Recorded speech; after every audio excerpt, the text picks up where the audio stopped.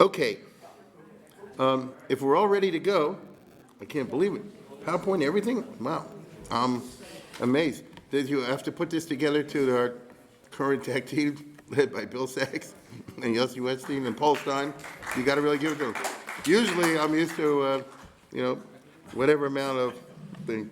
That's fine tuning is fine, as long as we're basically on there. I can't believe it. Obviously, it's a bittersweet, whatever the terms are. So it's nice to see everybody again. I understand totally why a lot of people are not here. And as I put out online, and it's in the new Where When It Went, I send out a message. And the basic idea is, whatever we're doing today, provided everything goes right, we will video, of course, and then wait a second, and then we'll put it up online next week at 8 o'clock or 8:45, whatever it is. So you'll be 1 week behind. Let me just say this right now.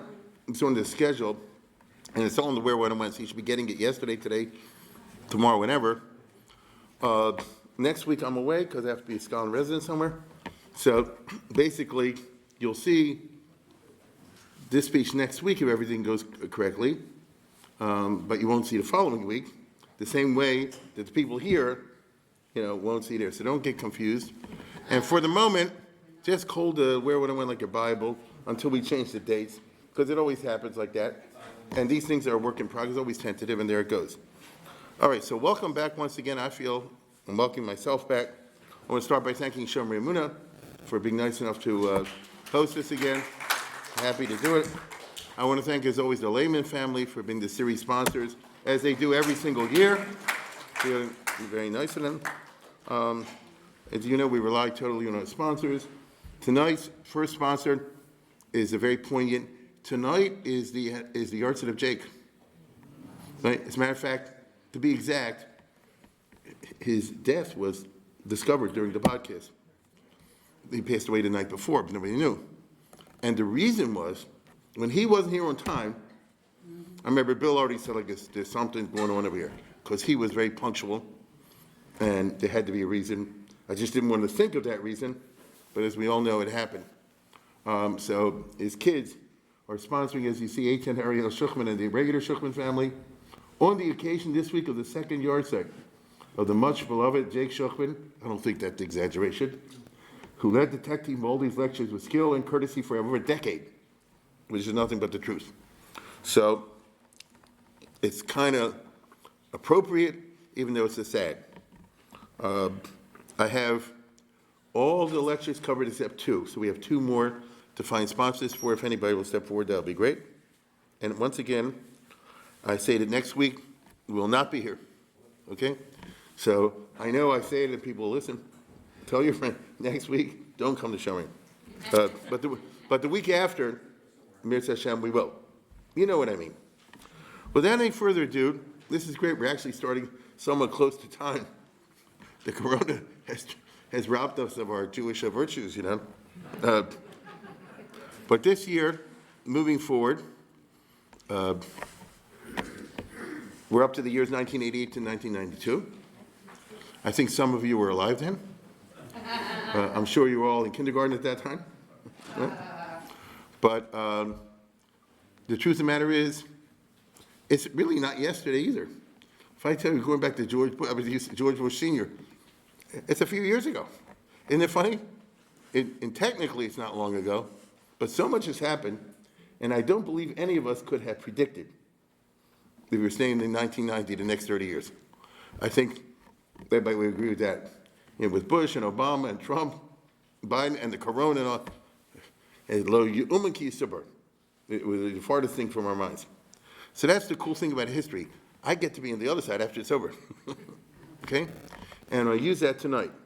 The name of the series I called The Last Years Before Oslo, because obviously, which is for next year hopefully, when Israel, during the administration of Bill Clinton, signs the Oslo Accords, it's a new day, with this whole set of new dynamics. In the years we're talking about, as we'll see, the Likud was in power, and they're trying to hold the line against that. Okay, they saw it as something fatal. So these are the last years before Oslo, the old Israel, which gives you the years 88 to 92. And the first lecture tonight is being entitled The State of Israel and the End of the Cold War, Part 1. I'll plunge right now into the body of my remarks. For the state of Israel, the years 88 to 92 have a peculiar character, guided, I think we could say today in hindsight, by a strange providence. During these 4 years, in the realm of national security, two powerful but contrary dynamics manifested themselves, one dangerous and the other wonderful, involving the disappearance of a great danger. On the one hand, during these years, there was increasing and relentless pressure to create a Palestinian state regardless of the security threat to Israel. I don't know if your memory is that good. In the 80s, the late 80s especially, had to have a two-state solution. And just this was happening, if I'm talking about 88, 89, just at the moment when the long-running war between Iraq and Iran of the 80s was coming to an end. So you will recall, especially those here in this crowd, they follow year by year, there was a gigantic war, and a very bloody war, between Iraq and Iran from 80 to 88. Boy, they slammed each other right and left. Everybody remembers Menachem Begin, I guess, I hope both sides win. You know? Well, from Israel's perspective, they both want to kill me. If two guys are fighting each other and both want to kill me, I want them to kill each other. That's not crazy. That's not cruel. I don't know what kind of political correct that is. Both of you want to kill me. So naturally, I want you to kill each other. And there were 1 million deaths, if you count them all up, plus the wounded. But then the war was over, for various reasons. So now Israel faced an unbelievable security threat, and they don't in the same way today, because now, in addition to Arafat, and the danger that's going to be, if there's a Palestinian state in the Shטachim, you have the Iraqi army, which said we want to be a player. And I recall very well, Israel was sweating bullets, because there's nothing to stop the Iraqi army, which was huge, which was bloodied and veteran. Those were 8 tough years fighting the Iranians. So they didn't mind losing. If you lose 1 million casualties, they don't mind another couple 100,000. And it wouldn't take that to beat Israel. And they were ready to charge across the Jordan River. At the same time that the Americans, because of the American fixation, and Kal V'chomer, the rest of the world, was saying, listen, it's enough. There has to be set up a Palestinian state. The occupation, as we say today, cannot continue. So this was really dangerous for Israel. As you see over here, both sides, of course, look, the dead is 500,000, the wounded and maimed is 1 million. So that's the exact numbers, okay? And honestly speaking, if you do the reading, it's higher. They say this is what the bodies they recovered. You tell me, those battle areas, the bodies they recovered. Anybody with a little bit of experience with the military knows what I'm talking about. And Israel, in the late 80s, early 90s, was dealing with an Egyptian peace treaty which was not trustworthy. Okay? Both Sadat and Mubarak made peace with Israel because they had to. They tried, and I remember this very well, people used to speak about a cold peace, and they're always trying to seduce the Israeli leaders, because the Egyptians are, in the political sense, the #1 seducers in the world. And it sounds like I'm saying something funny, but actually it's true if you take the trouble to study the history of Egyptian diplomacy down the centuries. The Egyptian diplomats seduced and screwed the Jews in biblical times, again and again. Read the prophetic books of Isaiah, Jeremiah, and Ezekiel. And you'll see, don't trust Egypt, because Egypt will always say this, join us in a war against Babylon, join us in a war against Assyria. And you know what happened? We'll be there. They'll start the fight. We'll be there in 10 minutes. And we all know what happened. So how come Israel didn't learn the lesson? But they had to have a peace treaty with Egypt. That was their biggest enemy. And everything, all the American money was dependent on that. And so the great danger which was building up in the late 80s was a two-pincer, a two-front war, right? You'll have, all of a sudden, a Palestinian state. You have the Iraqi army, and for all I know, the Iranian army, but let's say the Iranian army, keep them out of the picture. The Iraqi army, which is right next to Jordan, and a coming that's massive, and Egypt, what are you relying on America? I mean, it's a bad move. The Egyptian ambassador, I remember him very well, the next guy, Mohammed Bassiouni, let's go to the next one, was so good a seducer. He was all at the cocktail parties in Tel Aviv. He was all, not only diplomatic things, but he worked the scene like a smart guy. He talked to all the Israeli artists, opinion makers, columnists, you know what I'm saying? And he was unfortunately very successful. And so the opinion of the Likud under Shamir that there should not be a Palestinian state became almost like, I would say, a minority opinion maybe, certainly among the elites. But the emergence during these years of the Palestinian narrative as the true narrative, buttressed by our own traders, by the Israeli new historians, that was the name they gave them, who described Israel as being born in sin and therefore illegitimate. 88 to 92 is when the book started coming out from Israeli historians like Benny Morris, who has changed his mind, but at that time, Ilan Pape, there's a whole group of these guys. Shlaim, Avi Shlaim, there's a whole cover like this, the Rogues Gallery. And he went ahead and he said, so let me look at all the Israeli secret records that have only been made recently. Did the Arabs run away? Were they pushed out? Tell me exactly how in each town they were pushed out. Now, here's my point. The Arab records have never been opened. If you don't know what was going on in Egypt and what they did in 1948-49, or Lebanon, or Syria, or Iraq, or Jordan, or Saudi Arabia, you're never going to find it. Because they don't have their 20-year rule. It's not a democracy over there.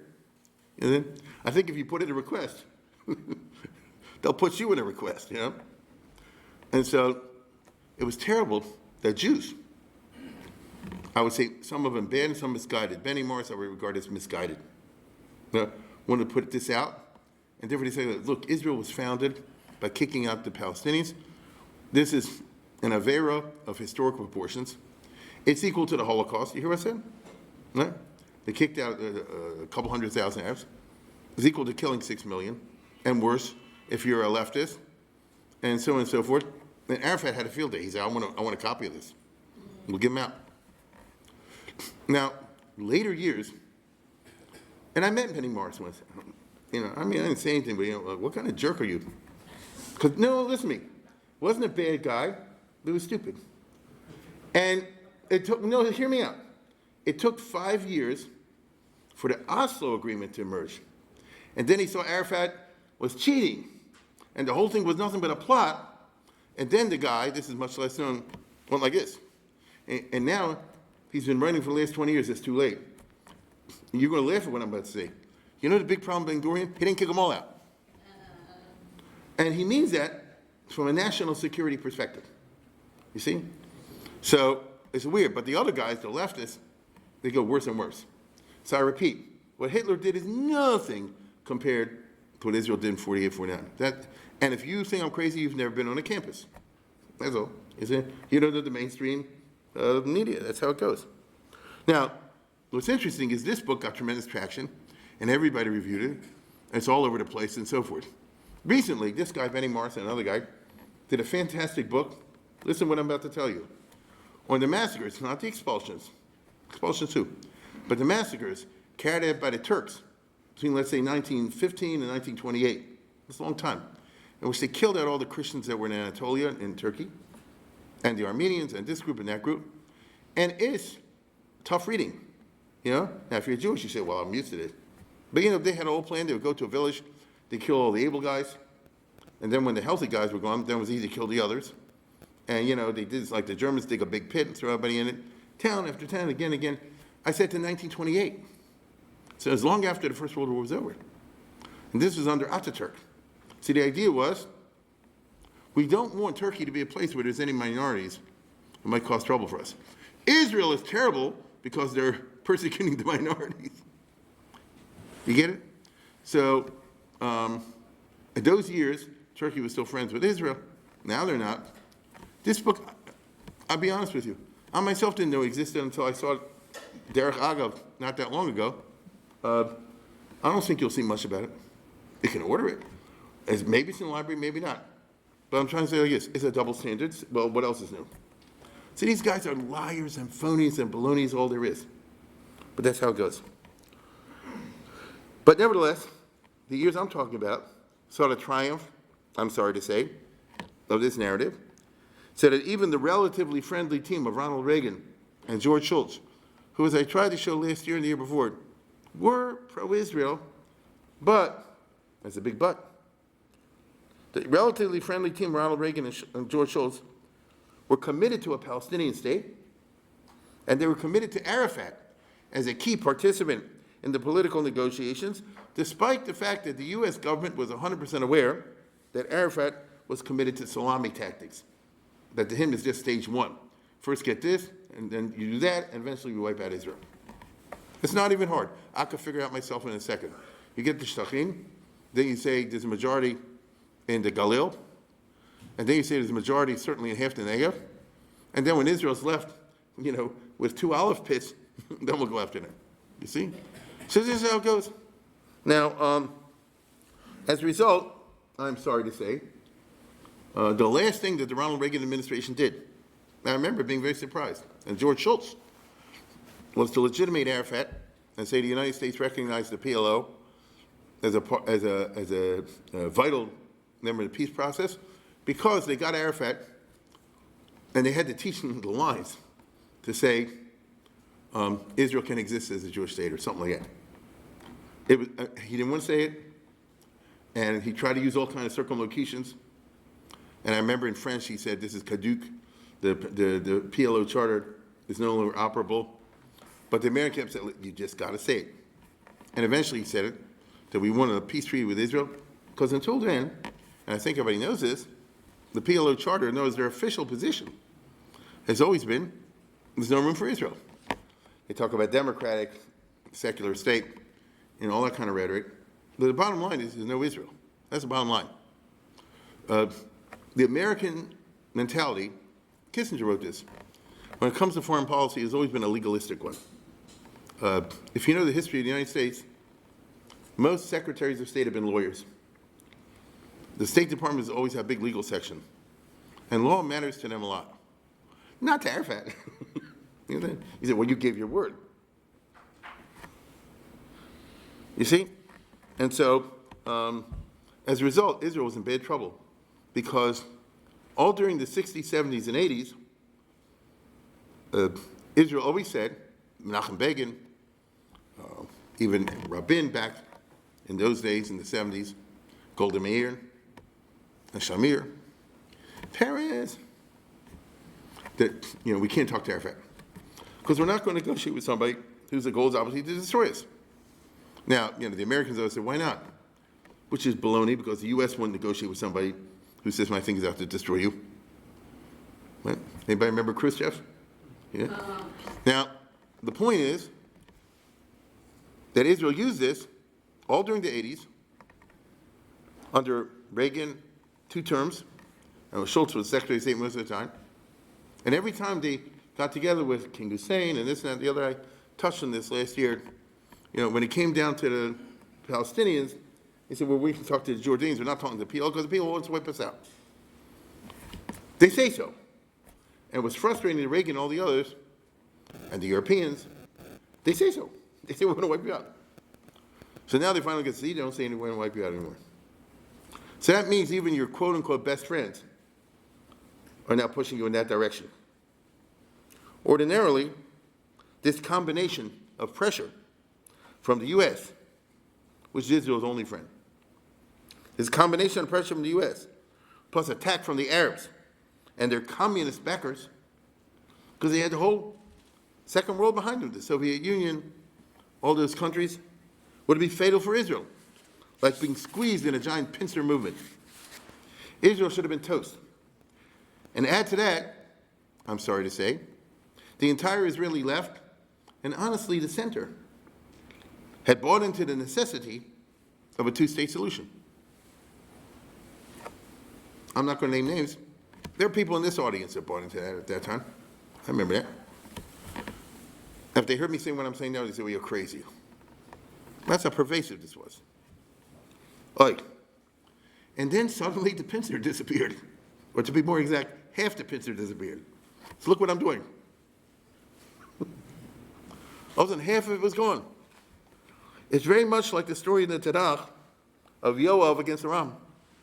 If you know your book of Shmuel a little bit, you will perhaps recall a famous incident where King David sends ambassadors to Jordan, Amman, at that time the kingdom of Ammon, to express condolences over the death of the king of Ammon, which obviously was a mistake. But he thought he was doing the neighborly thing. They accused the ambassadors of being spies, they publicly humiliated them, they dissed them, they shaved half their body, all this kind of stuff. King David got really ticked off. He sent an army, a small elite army, under his two top generals, the two brothers, his two vicious nephews, Yoav and Abishai, to attack Ammon, what we call today a punitive expedition.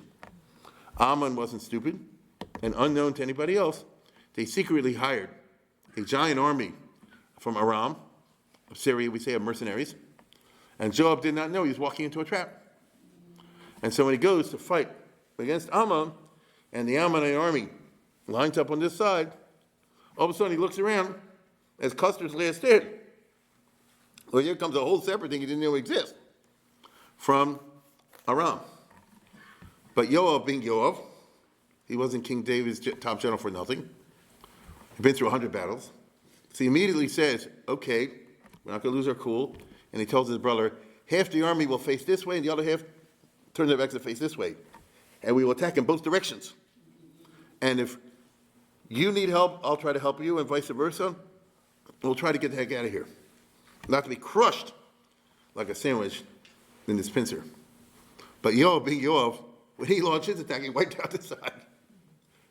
So all of a sudden, there's no two sides anymore. And so Ammon said, uh-oh, and they ran back into the sea.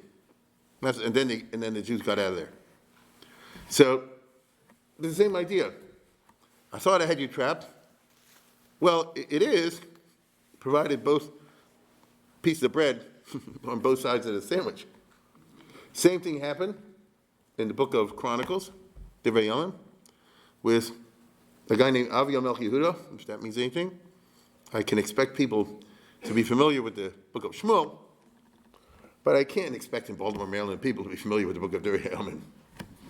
And there's a civil war between Jews, sad, and on one side was the army of the kingdom of Yehuda with 400,000 men, led by their king Aviah, and the other side was the army of the kingdom of Israel, the Israelite army with 800,000 men. So it's a terrible civil war, led by Jeroboam. And the king of Yehuda got up to make a grandiloquent speech. We're going to win this battle, you guys think, and all the rest of it. And meanwhile, he moved half the army this way. And so all of a sudden, they found themselves in the middle. And they said, the heck with this, and they said they gave a great shout, and they charged forward, and they wiped out the whole front. So they killed, I believe, 500,000 men, which is not good from the Jewish perspective, but let me put it this way. Yeroboam goes, what the heck just happened? You know what I mean? There goes my plan, and he never recovered from the shot. So in the diplomatically and politically, geopolitically, I don't know if you noticed this or ever thought about this is what happened to Israel between the years 88 and 92. Okay? Because the communist bloc disintegrated, disappeared. So all of a sudden, and the Arabs are saying, we got this all worked out, it's going to be great. What the heck just happened? You see? What happened? Now this was a phenomenon of tremendous significance, a turning point in the history of Israel. Because tonight, obviously, I'm concentrating on the history of Israel and the Jewish people. It has international significance, but I'm concentrating on the Jewish story. Because most of the existential threat to the existence of Israel came from the tremendous weaponry and the other military aid the Arabs got from the Kremlin. Where'd they get all their powerful stuff? And they got tons of it, as we all remember. And all of a sudden, not. You see? And it's not only the Soviet Union. You had those doggone satellite states. They were actually pretty bad for Israel. Maybe people don't know that so well. For decades, East Germany was the one who trained and supplied all the junk to the terrorist groups. Was the PLO and the Popular Front for Liberation of Palestine, or this group or that group, or Fatah, you name it. They all used to get their training and all this kind of stuff in East Germany. All of a sudden, there is no East Germany. It went out of existence. You see, as we all know. These Germans gave them the most sophisticated explosive, the Czechs, if you remember, gave them the, Simtex or something like that. I forget what it is. It's the kind of explosive that you can't detect at the airport. All this high-tech stuff there's no way the Arabs could ever come up with themselves. Now they got it for years, for decades, from the Reds, who were good at the military. That part they were good at. Same thing for the Czechs. Many people don't know. The Czechoslovakia was poison for Israel.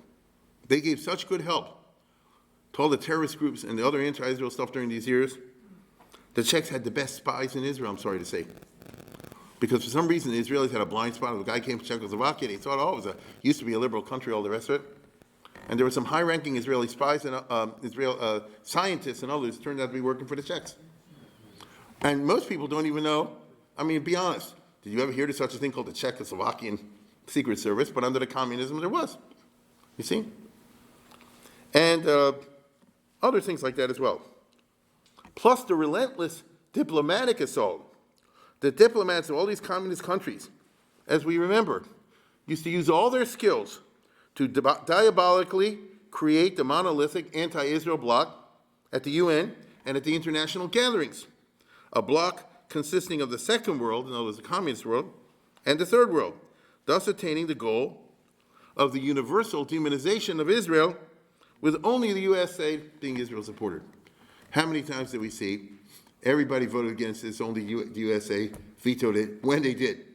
So thank God for Moynihan and people like that, but it's pretty bad when you have just a grand total of one friend, okay? Which means he got to hand it to the Reds. They knew what they're doing. And even America wasn't always happy in that role, because who came after Moynihan? This guy, remember? And he, under Carter. And he voted with the Arabs against Israel. That's one of the things that hurt Carter politically. All right? He's a State Department guy.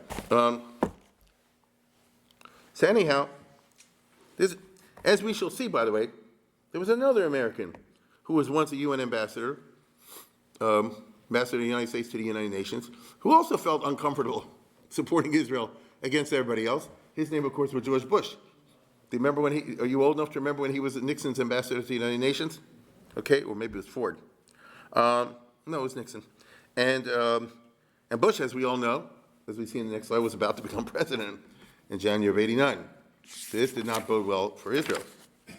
In addition, the Reds, the communists, in addition to the ceaseless demonization orchestrated by the communist diplomats, the KGB and the satellite intelligence services, the Polish intelligence service, the Romanian, Bulgarian, the East German, and so on and so forth, they popularized the protocols of the elders of Zion. They printed zillions of copies, and they gave them away free all over the world, translating into 100 languages and disseminating them everywhere, so that billions of people heard about them, even if you live in a country in Asia or Africa that never saw a Jew. And they believed them. This is called, just read any of these books, by General Pițepa, who was the head of the Romanian Secret Service until he defected. And he's got all this stuff there about how they were putting, and as we all know, I said 100 times, most people in the world today, including Europe, think that Israel did 9/11. Right? Don't laugh. I know what you're saying, but you understand what I'm saying. It's not funny. They really do. Okay? Somebody in Ireland, I forget, I just saw in the paper yesterday, on some website, the Irish, politicians all telling each other, oh, Israel did 9/11. That's a European country. So you have no idea of how potent this was. So basically, Israel wasn't gehakt tsaris. But time and hindsight today affords us a different perspective and a remarkable one. We can now see, that all during these decades, somewhat under the radar, certainly underestimated by experts and observers, a countercurrent, a countervailing dynamic was taking place in the communist world. One which was to have the most extraordinary consequences.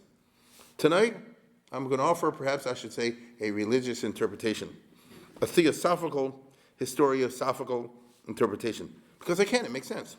So here we go. In other words, I'm going to make an argument tonight, which a historian's not supposed to do, about the Yad Hashem. Now, it really is a story of Mida Keneged Mida.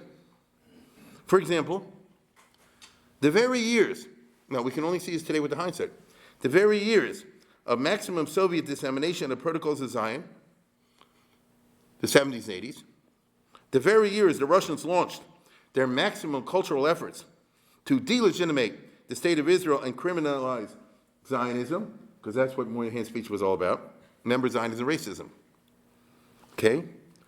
These were the very years that dissident Soviet writers commenced their deadly literary assault on the Soviet system and the Soviet state, obliterating any pretense of legitimacy and exposing the Soviet state and the Soviet system as a criminal enterprise mamish. Okay? This, of course, we can say today, Russia went down because of Solzhenitsyn types more than to nuclear weapons. Because he said like this, I'm going to tell the truth, I don't care what happens to me. And you don't know what happened. That's a dangerous person, you know? That's because he was there, just shut up. I'm not shutting up, I don't care if you kill me. And when people hear that, you see? Now, attempts by the Soviet state during the 70s and 80s, and by the KGB, to deal with the exposures were ineffective, counterproductive, and contemptible. Right? So, I mean, let's put it this way. Who's telling the truth? Right? When Solzhenitsyn says, the communist system had no clothes, literally, and Brezhnev, who are people going to listen to? Right? The whole world understood what the truth is. Okay? The KGB, during those years, was so doggone focused on delegitimating Israel, it couldn't see that its own legitimacy was being undermined. The KGB and the Kremlin could not perceive that the tactic of delegitimation, of calling into question the existence of a political state, was maybe a two-edged sword. And that the Soviet state was actually more vulnerable than the state of Israel when it came to that kind of critique. Okay? So let's go to the next one. Brezhnev did not heed the wording of the Bible. Okay? What does it say? You dig a pit for somebody else, you fall in. You break somebody's fence, the snake bites you. Chofer gumot bo yipol, uparitz gutter yishchen enochash. Nor did Brezhnev read the book of Mishlei. Go to the next one. Kara shachas bo yipol. You set a trap for others, you get caught in it yourself. Goal 11, elov tashuv. You roll a boulder down, it crushes you instead. I ask you a question. Is this not exactly what happened to the Soviet state and the Soviet system over these 20 years? You only saw it at the end. It's like a person who denial that they're sick. Said, I don't go to the hospital, great, until the end. You see? So, it's a very interesting story. The Soviet regime, now I'll tell you exactly what I mean. Remember, the Soviet regime killed and tortured tens of millions. That's a lot of people where I come from. Right? Tens of millions. Unjustly. Just to stay in power. Just like the Tsars used to do. I forgot to put that one in. But if you ask the question, who was worse, the Tsar or Stalin? Stalin was worse. You're talking about how many you killed. Neither were good. Look, Khrushchev admitted it. When he had that famous speech in 1956 at the Communist Convention, at the Communist Conference, even though Khrushchev only told part of the story, Khrushchev revealed the injustices that were done to innocent communists. Get it? They said this guy was really loyal, and Stalin killed him anyway. And this guy was this, and Stalin tortured him anyway. And isn't that terrible? Isn't that outrageous? Okay, I get that. Now, what about the non-communists? What about the 5-10 million people he starved to death in Ukraine? The 10 million people he sent to the Gulag, they died in the snow. The millions of people here, the millions of people. Well, Christians, I guess, even I agree with that. You see? So we're dealing with a monstrous system. It could, let's understand it. Now, Khrushchev and Brezhnev, after this speech, spend the next 30 years, that's a long time, right? From 56, I'd say, to the mid-80s, maintaining the totalitarian repressive regime. They were quite aware, because they'd grown up under Stalin, that they could not let go even slightly. So basically, if you want to understand the Russian system, it's very simple. I get a hold of you, I turn you around, I twist your arm, you say, let go of me, you go, I see you say another word, I'll make it worse. And then for 30 years, I hold you like that. So you don't keep asking what's good, it's just, anything you do, make it worse. But you know as well as I do, the minute I let you go, right? So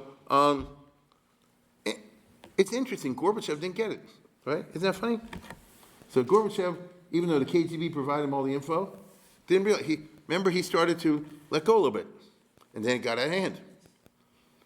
Now, there's got to be something wrong with a guy if a little schnook like myself or you understood this in 1985.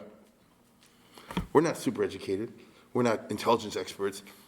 Somebody showed me we understood it, and the head of the Soviet Union didn't understand it. Isn't life interesting? History is very interesting that way. Now, the Russians killed and tortured zillions. If it was in a pursuit of a goal of a perfect world, and you changed the perfect world, Mela.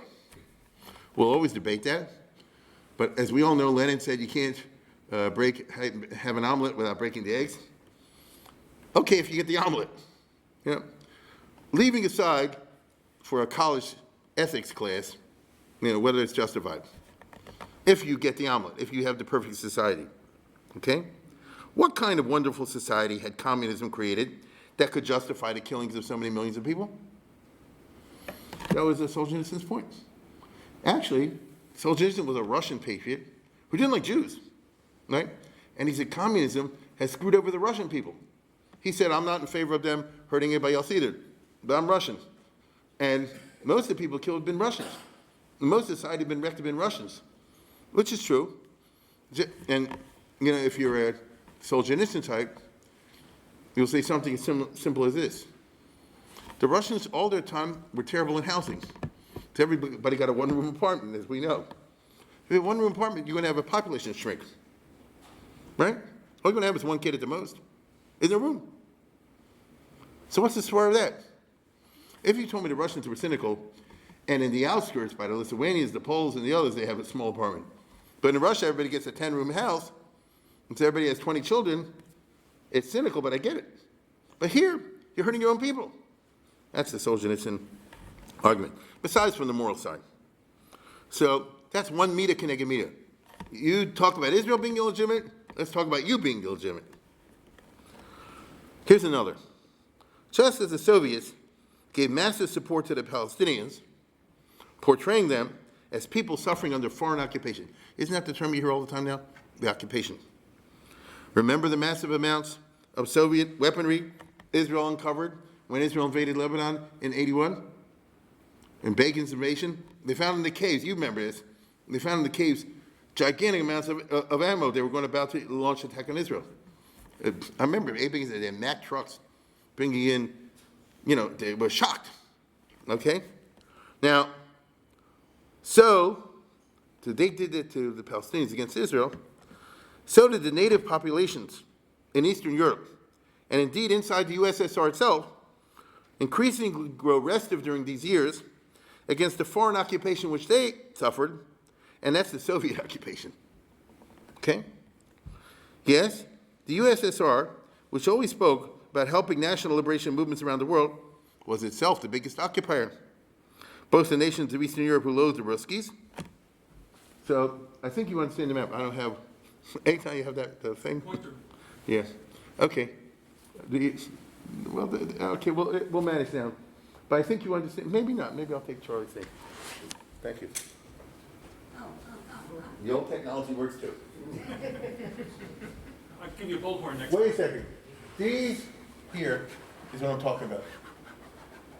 These are the satellite states, the communist countries, East Germany, Czechoslovakia, Poland, Hungary, Romania, Bulgaria, and whatever. They were under the Soviet occupation, right? That's what it was. That's what it was. I didn't say Norway. Norway not. The countries adjacent to the Soviet Union. We know what we're talking about. Now, hold on for a second. They were under Russian because the Russian army was there, or the stooges of the Russian army was there. They didn't want to be part of Russia. They didn't want to be part of the system, as we know from 1990. The instant they let go, they got rid of the Russians. So you're occupying half of Europe while you're saying that everybody else around the world, like the Vietnamese and the others, all deserve credit for being national liberation movements. So let's put it this way. the Vietnam, the Palestinians, I don't know, you name it. They can all be national liberation movements. Not the Poles, not the Romanians. That you can't. Okay, why? Second of all, the USSR itself, Soviet Russia itself. Now, let's go back to the other map for a second. It looks like you have these, right? It looks like you have those little countries and then the big blob of the USSR. And so you say, boy, that's terrible. The whole thing is Russia. And then the Russians were oppressing the Poles, the Romanians, the Czechoslovakians, the Hungarians, and so forth. Baloney. It's not a big blob, right? We call the USSR, it's different pieces that the Russians are occupying since 1918, 1917. You get it? So now let's go to the next one. You see over here? And then compare that.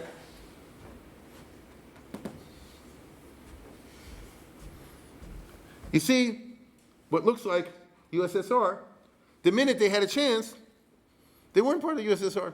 Turns out there was a thing called Ukraine that most people here didn't know about. Honestly, be honest. I took you back 40 years. You say, what's Ukraine? You say, oh, it's just some problems with Russia.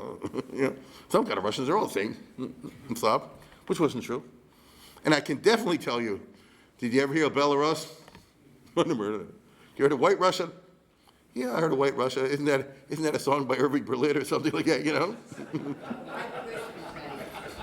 Right? They didn't know about this. Who knew there's an entire nationality that doesn't want to be part of Russia? They're being occupied by the Russians. Let alone if you look up in the upper right-hand side of the map, sort of, Lithuania, Latvia, Estonia, I think that we knew. You see? So the goof of the USSR itself was one big heft of occupation, as they say in the yeshiva world. You understand? And you're saying, oh, look at Israel? I'll do better.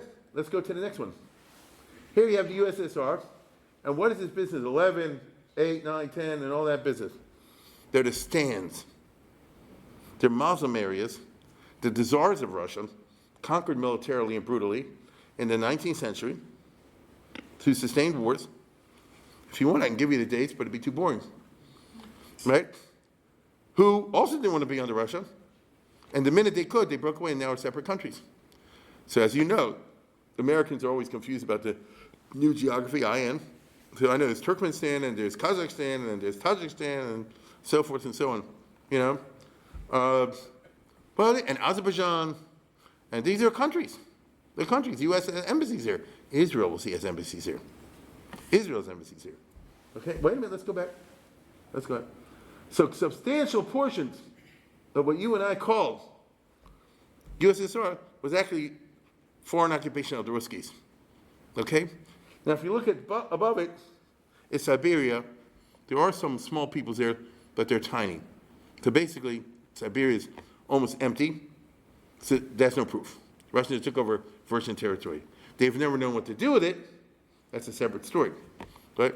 And by the way, if you want to understand politics and you want some military predictions, who's waiting to take this over? Because it used to be theirs. But they're very smart and they're very clever. And they say, give Russia another 20 years, they'll fall apart more. Give America another 20 years, they'll fall apart more. And then they'll fall into our lap. And then we'll move 50 million Chinese over there. And that's the end of the story. Right? And then they'll have a giant area full of natural resources. I just told you not history, but the history of the future. Now, and the Russians know this. They're not stupid. All I'm trying to say is, this was naked Russian imperialism, as late as the 1980s. Because, let's go to the next one. This is a famous picture. You know this? This is Shamil, right? Surrendering to the Russian generals. If you're Lubavitch, you know about Shamil, right? Who was a Muslim leader trying to resist the invading Russians until the Russians busted him. And eventually gave in. He had to. You understand? So there are wars over here that people just have no idea about. The Chechens, the Circassians, who the Russians exterminated, I'll say again, the Georgians, the Ossetians, the Mingrelians, and who the heck knows what else. I can't believe I remember this. And many more. So the point of it is like this. Don't look at me, look at Israel. Don't look at me, look at Israel. Hey, but you have a stain on your shirt. No, look at Israel. Look what a dirty shirt they have. Yeah, but what's that big blotch? I don't have to look over there. So the funny thing is like this. If it was up to America, they would look away. Isn't it funny? Truman, Eisenhower, Kennedy, Johnson, Nixon, Ford, and the rest of the gang, they were simply willing to say, listen, we don't want to make another World War III. We don't take off the Russians. Can you imagine Nixon would ever say, oh, the Russians are carrying out a brutal occupation in Central Asia? No one doesn't talk like that, you see? Because we don't want to get the Russians angry. They can say America's full of junk, but we couldn't say about them. It took the Russians themselves, like the Solzhenitsyn types, Andrei Amalrik, what's the guy's name, Sakharov, and all these other guys, to say what the U.S. couldn't say. If you're old enough, you'll remember they didn't want to give Solzhenitsyn a medal. And Ford got into trouble because Solzhenitsyn came to America and Kissinger said, don't give him a medal or anything like that, the Russians will get angry. So in other words, there's a case of moral cowardice. But then they tell Israel, you should do the moral thing. That's the thing, you have to know a little bit. So the imperialism of the Russians lasted throughout the 20th century in the guise of communism. If it's communism, we're not occupying anybody. Everybody's part of the deal, and we're making a better life for everyone. Okay, now, incidentally, to show you the hypocrisy out there, were the Russians or were the Russians not supported totally by the Arabs, the Muslim world, all during these years?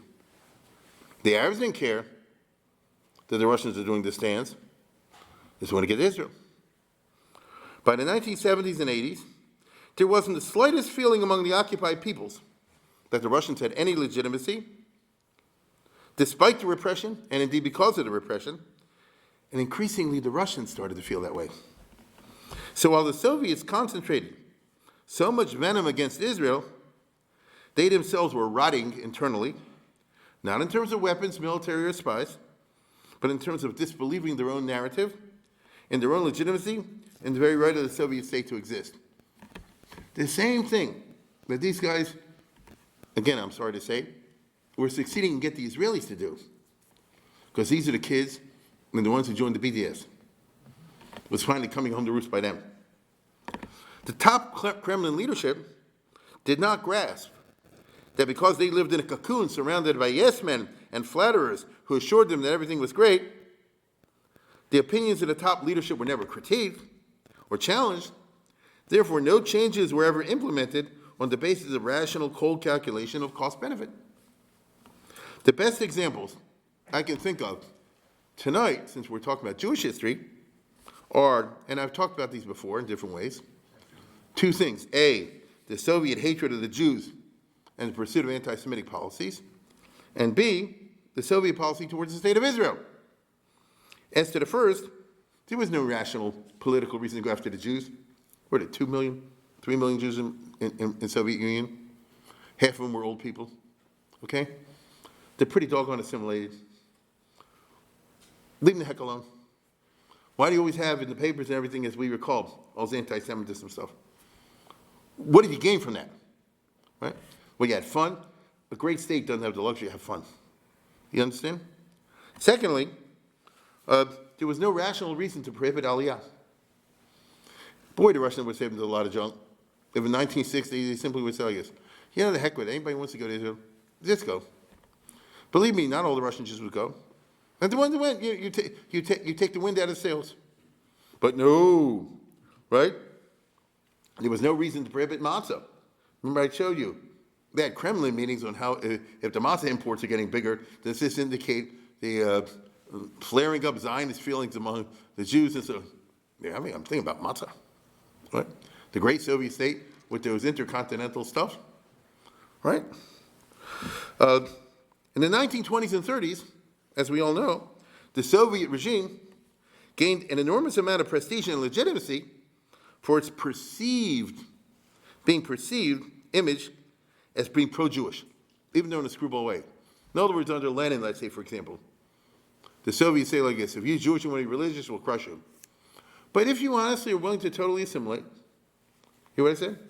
If you're honestly willing to totally assimilate, totally become a communist, mamish, all doors are open. You become almost the head of the country. And it was true under Lenin, and the first years under Stalin. So a lot of Jews shot to the top by selling their birthright. But they did it. they gained a lot of traction internationally because of that. People didn't say, oh, they're destroying Judaism, all the rest of it. The Jews, interestingly, too many of them, were willing to say, yeah, they're against religion, all the rest of it, but it's not against the Jews. As a matter of fact, they've stopped the pogroms that the Tsar used to make. They abolished all the laws in the Pale of Settlement. They've made it available that a Jew, if he has the right grades, can get in any university. They've opened up the jobs to everybody, and so on and so forth. So the Russians are pretty good. Let's face it.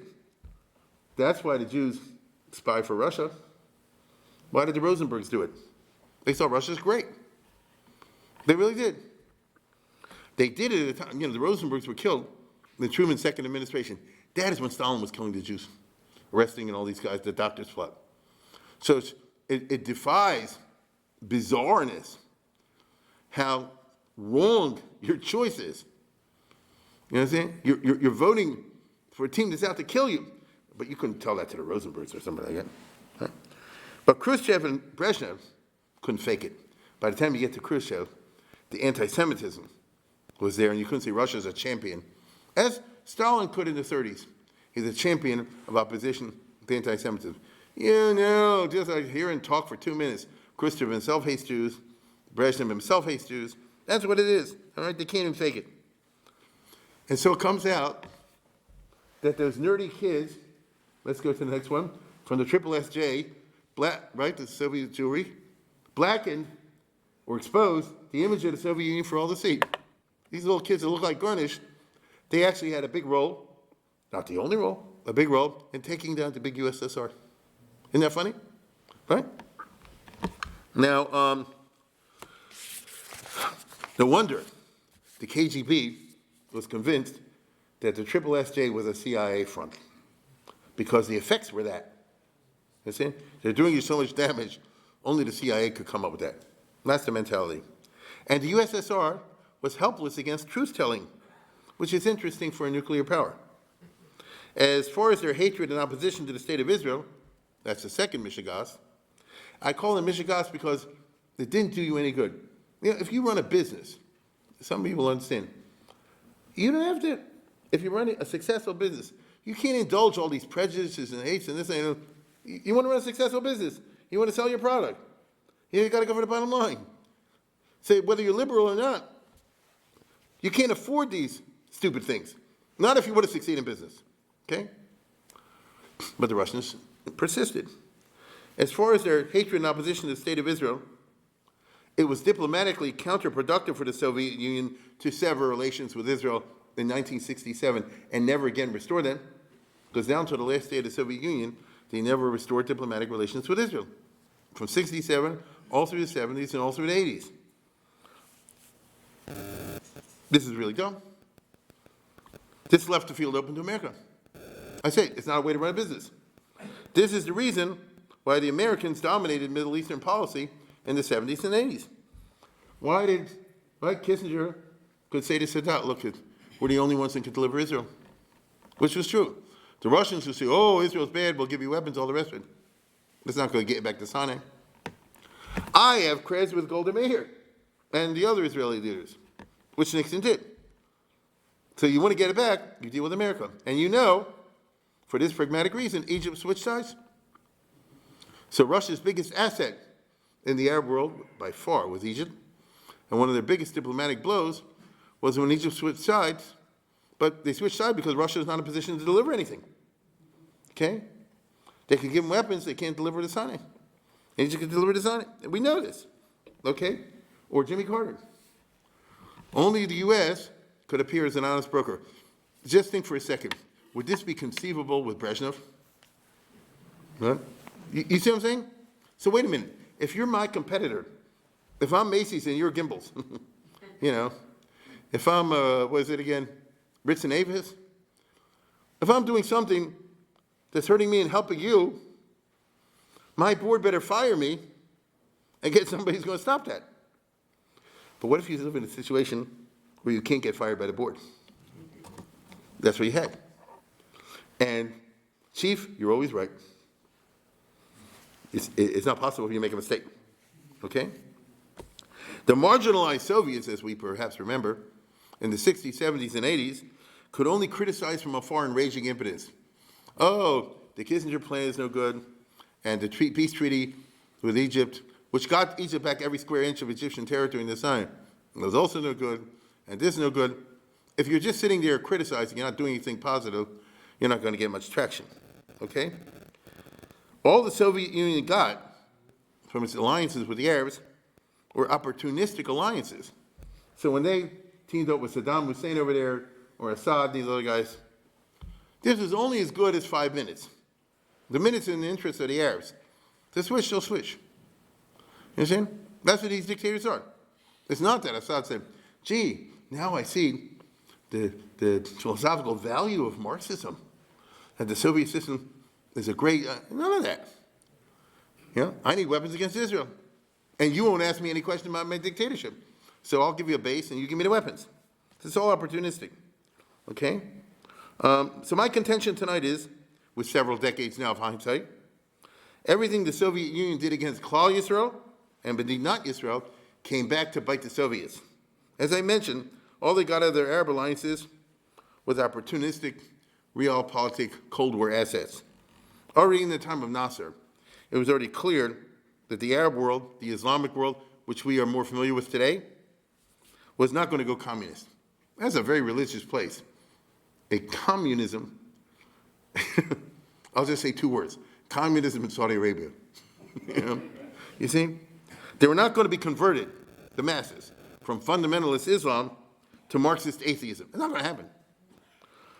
Let me say a few words about this large issue. Communism, in its very nature, had to conquer the world or perish. That kind of system. You understand? They couldn't be part. They had to conquer the world or perish. They take over everything, or else it wouldn't survive. It's not just me talking. Who wrote the famous telegram that made this point in 1945 and 1946? George Kennan. That's where America developed the Cold War containment policy. They said at that time, Truman said, if we can hold them for 40, 50 years, they'll fall on their own. And it was true. Because they need to take over everything in order to be successful. Okay? Well, because they can't compete with the other systems. Otherwise, the prosperous non-communist countries would expose the fact that communist economics did not work. Okay? Since Karl Marx preached atheism, the only legitimacy for the regime could be economic. You can't say God put us on the throne. When it was the Tsar, he said, absolute right, you know, God may be the Tsar of Russia. The communists can't say that. So what is their legitimating argument? You have to have some legitimacy. Hitler, everybody had to have some legitimacy. Can't just say, listen to me or else. What's the legitimacy? Economic. Who to bring heaven on earth? That's what it is. Economic. There is no other. I'll say it again. You can't bring Olam Haba. So it's got to be Olam Hazeh. It's got to be over here. Right? And by that calculus, as we all know, it was a complete failure, and therefore it's not legitimate. So you killed my parents, my uncles, my cousins, my next-door neighbors' uncles and cousins, whatever it is, in the name of creating a state in which at least everybody have a high standard of living. That's an interesting proposition, but let's just go with that for a second. We don't have a high standard of living. Soviet apologists could only argue for egalitarianism without class differences. I remember this. They used to say, oh, in America, you got the rich, you got the poor. Here, everybody's equal. I myself was in Soviet Russia in '83. I met an uncle of mine who was in his late 80s. My father's brother, who had been a big geophysicist. And that means he survived under Stalin. So he was, so to speak, very careful of everything he said. And so, in America is in the Reich and the army. You know, in America, you got the rich and the poor. Dos einen alle gleich. Everybody here is equal. He probably thought they were listening to him, you know, on the eavesdropping. That's the best argument you can make. But the argument doesn't work. First of all, the communist system was very class differentiated. Milovan Djilas, famous communist who turned a critic against him, who wrote about the new class. Any of you were in the Soviet Union or any of the communist countries? There were special stores where only these guys can buy in. There's special cars only can be gone. It's not the aristocracy. It's not the old elites. It's the new elites. But if you're the first secretary or some macher with the Communist Party, you got stuff that nobody else could get. So, of course, there was a tremendous non-egalitarianism. And people knew it. People knew it. And by the way, if you were not allowed to go in one of those special stores and they caught you, you're in big trouble. Okay? Secondly, the poor in Western countries live better. The poor in Western countries live better than most Soviets. That's that wonderful story I keep telling of the Grapes of Wrath.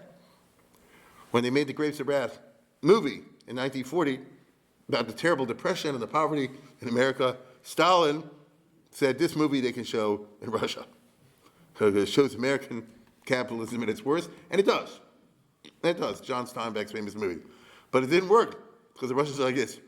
The guy's got, we would say, he has shoes with holes in his shoes, but he's got shoes.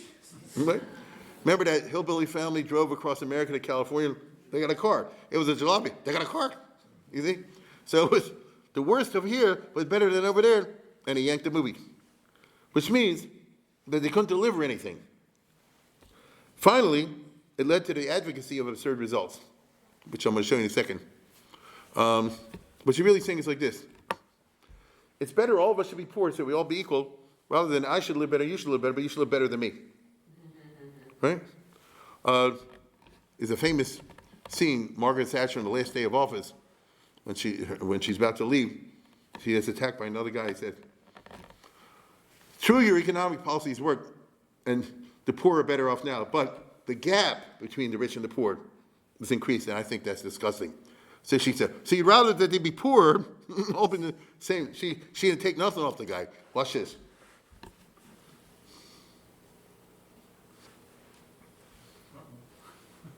Yeah. I give way to the honourable gentleman. There is no doubt that the Prime Minister has in many ways achieved substantial success. There is one statistic that I understand is not, however, challenged, and that is that over her 11 years, the gap between the richest 10% and the poorest 10% in this country has widened substantially. How can she say at the end of her chapter of British politics that she can justify many people in a constituency such as mine being relatively much poorer, much less well housed, and much less well provided than it was in 1979? Surely she accepts that is not a record that she or any Prime Minister can be proud of. Mr. Speaker, all levels of income are better off than they were in 1979. But what the honourable member is saying is that he would rather the poor were poorer, provided the rich were less rich. That way you will never create the wealth for better social services as we have. And what a policy! Yes, he would rather have the poor poorer, provided the rich were less rich. That is the Liberal policy. Yes, it came out, he didn't intend it to, but he did. I give way to the honourable gentleman. I'm extremely grateful. The Prime Minister is aware that I detest every single one of her domestic policies. I've never had that. And I think that the honourable gentleman knows that I have the same contempt for his socialist policies as the people of East Europe who have experienced it have it for theirs. I think I must have hit the right nail on the head when I pointed out that the logic of those policies are they'd rather have the poor poorer. Once they start to talk about the gap, they'd rather the gap was that. Down here. That.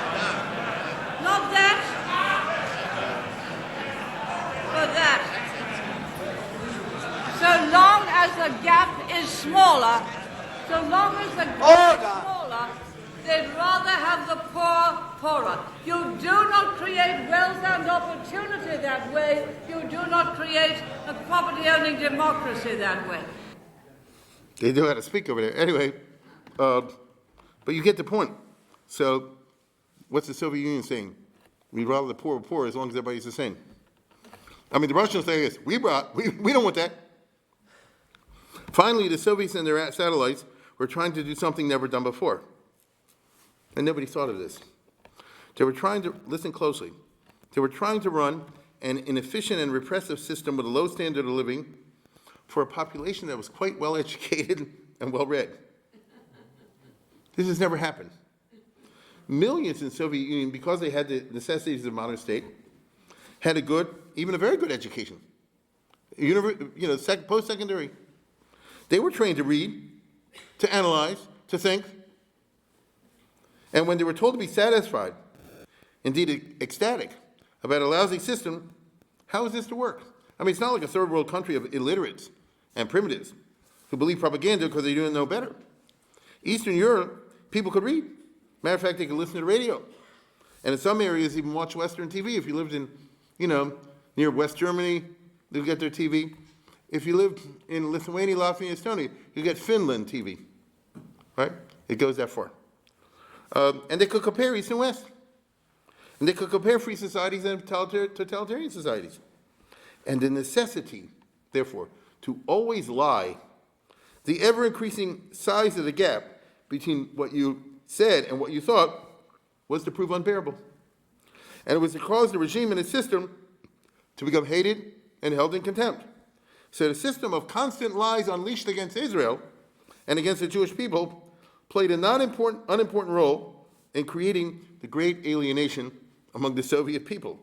That's a mida keneged mida. It's quite a story. For Israel, the gains would be awesome, both negatively as well as positively. In terms of negative gains, by which I mean the removal of bad things, there was, of course, the sudden disappearance of the Soviet pincer that I talked about before, right? It just disappeared. It was like a movie. It was a miracle. I mean, all of a sudden, the Red Army isn't there. Right? Isn't it not there? And they're certainly not engaged in anti-Israeli politics. And then there were the sudden positive gains that appeared on the international political horizon. All of a sudden, an entire slew of more than a dozen states in Eastern Europe came into being. Half of them were brand new countries that never existed. So, I mean, right? You know what I mean? I mean, Lithuania was in the 20s. Lithuania, Latvia, Estonia. Belarus has never existed. Ukraine, maybe in the 1000s. Moldova never existed. Serbia existed, but before the Second World War. Macedonia never existed. Croatia never existed. Slovenia never existed. Montenegro, which is the size of a postage stamp, sort of did and didn't. This is a brand new reality which caused all the Americans to throw their maps out. Do you remember that? All of a sudden, your globe was no good. Okay? So, wait a minute.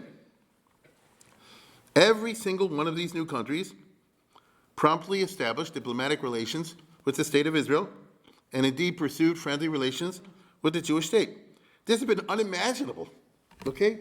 So when Israel looks now at this map after 1990, I mean, these are friendly countries where it used to be the opposite. The Czech Republic, Poland, Hungary, and so forth. I mean, it's just a flip. It's extraordinary. Why did the new countries want good relations with Israel? Okay? Two factors played a role in this diplomatic revolution, and it was a diplomatic revolution. In some cases, it was a matter of conviction. Being pro-Israel was a matter of democracy and political correctness in the best sense of the word. No, it was liberal in the best sense of the word. This would be the case of Czechoslovakia, where the famous dissident Václav Havel went from jail to become president overnight, and he gave his very famous inaugural speech, which should be, it is read, now as one of the famous speeches, and he begins by saying, "For 40 years, you've heard from my predecessors on this day, New Year's, different variations of the same theme. Our country is flourishing. Millions of tons of skill are produced. How happy we are. We trusted our government. Bright perspectives unfolding in front of us. I assume you did not propose me for this office so that I also would lie to you." That's his inaugural address. Our country is not flourishing. The enormous creative spiritual potential of nations is not being used sensibly. Entire branches of industry are producing goods that are no interest to anyone, and we lack the things we need. Our obsolete economy is wasting the little energy that we have available. A country that once could be proud of the educational level of its citizens spends so little on education that it ranks today 72nd in the world. We've polluted the soil, river, and forest bequeathed by our ancestors, and we become the most contaminated environment in Europe. That's a long speech. The last paragraph, next to the last paragraph, this is his inaugural speech of a new day for new Czechoslovakia. We're now free after almost 50 years. What's on the agenda? My honorable task is to strengthen the authority of the country in the world. I would be glad if other states respect us for showing understanding, tolerance, love for peace. I'll be happy if the Pope and the Dalai Lama visit our country, if only for a day, and I would be happy if our friendly relations with all nations were Strengthen, I'll be happy if we succeeded before the elections in establishing diplomatic relations with Israel. So notice that's a high priority for him as a true Democrat and a true liberal in the best European sense of the word, not the modern junk, the classic, okay? Allow me to conclude my first speech by saying your government is returned to you. So Czechoslovakia was a country that did it because of their history, right? Because of their unique background, which has to do with the fact, let's go to the next one, that the historic leadership of Czechoslovakia, the first president Masaryk and his son Jan Masaryk and Edward Beneš, were famous friends of the Jewish people. When Czechoslovakia was an independent country in the 1920s and 30s until Hitler swallowed it, and to use our language, the Jews had it good there, right? It was a genuine democracy. I told many stories when my mother lived at that time, and Václav Havel said, I'm going to follow in their footsteps, okay? Beneš over here, who was the president in the 30s, this is a funny story. Masaryk and Beneš, the president of the country, used to go once a year to the spas. There's Marienbad, Karlsbad, and Franzenbad, after the emperors. And these are the famous hotels, spas, of yesteryear. And there always were Jewish things also there. They always made it their business to eat lunch at a kosher restaurant. No, to show, that's not all they did. They want to show everybody's equal. Understand? And Masaryk, the Beneš always wrote a letter that everything was fine here. It was just as good as any other restaurant. In the 1920s and 30s, this was huge, right? They were making a big statement. Here's the funny story. When he went to the restaurant in 1934, 35, it's a kosher restaurant, so other rabbis are there visiting. So that's him meeting with the Minchas Elazar, with the famous Munkach. Like, what are you doing here? What are you doing here? And so forth. So, and there's a whole book now, if you're interested. It came out not long ago. Marty Vaday was nice enough to get me a copy. Marienbad. But it's from family, and they're in Israel and Manchester and so forth and so on, and how they ran the hotel in those days. They'll go to convention in 1937 was held in that hotel. Okay? 1 year later, Hitler took it over Sudetenland. So I'm just saying Czechoslovakia, of all the countries in Europe, actually had a proud past when it came to opposing anti-Semitism. And Havel said, I want to be part of that. Let's go to the next one. And therefore, here's a famous picture that the Czechs know also. That's Masaryk, the first president, visiting Mea Sharm. That's next to Chaim Sonnenfeld, the famous rabbi.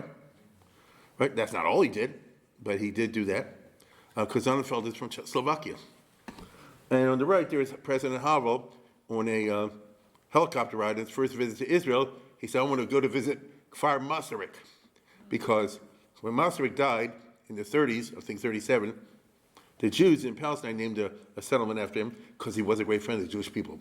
You couldn't find this in Poland, Romania, Hungary, Lithuania, Latvia, Estonia, etc., but you can find it in Czechoslovakia.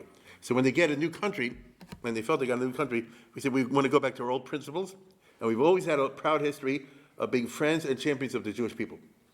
But that's kind of unique, okay? Prior to this, Czechoslovakia had been a deadly enemy of Israel under the communist regime. You have to understand that. In other countries, in other cases, the new countries wanted to establish friendly relations with Israel to kiss up to the USA. You understand? You have to understand. They all read the Protocols of Zion. What does that tell you? Who runs America? Okay? The Jews run America. Well, their conclusion is like this. Then we want to be friends with Israel. Okay? Now, so it's Shalom Lishma. But if you're Israel, do you care? Weird dynamics are in play here, as in the case of Lithuania and Latvia. I spoke about this, I think, in a summer thing I did last year or 2 years ago, I can't remember anymore, about the Jews in Lithuania. Because the problem is, this raised a new issue that never existed before, and that is they have a bad past. In 1941, 1945, they participated in the Holocaust. That's the simple truth. And, they killed all the Jews, helped the Germans. The Germans didn't have to do much. They did most of it themselves. I'm talking about the Lithuanians, Latvians, and Estonians. And some other countries in Europe as well. Ukraine, for example, Belarus. Now it's a new day. And they say, we want to be friendly with the state of Israel. Let's just not talk about 1941, 1945. After all, the Jews in Lithuania since the time of the Vilna Gaon and long before that. There's a lot of positive stuff to happen and interactions between Jews and Lithuanians, which is true, right? So why can't we talk about the 1400s, the 1500s, 1600s, 1700s, and just skip the years 1940 to 1945? If you do that, then we have a complete and total basis of having very good relations with you. But we don't like the Arabs either. We don't like the Arabs either. The fact that the Russians like the Arabs makes us not like them, okay? So can we just, and anyway, we have a small Jewish population now. So there was anti-Semitism before because there were hundreds of thousands of Jews. Now, for whatever reason, there's only a few thousand Jews left at the most. So we are prepared to act very nicely, to the 3,000 or 4,000 or 5,000 Jews left in Lithuania or Latvia, wherever. We're not going to bother them, okay? So let's just not talk about this. Please don't ask us to disavow our local fascist heroes, because it's a very complicated story that I discussed in that lecture series. You can see it yourself. There are people who participate in killing the Jews, then fought against the Russians for the national independence. So what are they, Whatever Israel's answer was going to be, Israel was in the driver's seat, you see? Which is a sea change. Here you are in 1991, facing a brand new reality, whereas yesterday, the Lithuanians and everybody else were part of the Soviet bloc trying to destroy us 24/7. And now, they're trying to say, can we be friends? I know I beat up your brother yesterday, but I promise, if you'll forget that, I will, honestly, I will make it good for you, okay? The Arabs, of course, were in shock, but we'll deal with that next time. My friends, I conclude tonight by asking you the question, what would you have answered the new countries if you were Israel in 1991 and afterwards? Would you say, let's bygones be bygones because we really do need good relations and help in all these countries? Or would they say, you shot my mother and pushed her in a ditch? Let's give that a little bit of thought and continue in the next lecture, which allows me to say to you good night. Remember, we will not be here next week. I hope to be Mirza Hashem out of town. We will resume, hopefully, 2 weeks from tonight here at Shomrei Emunah. Good night.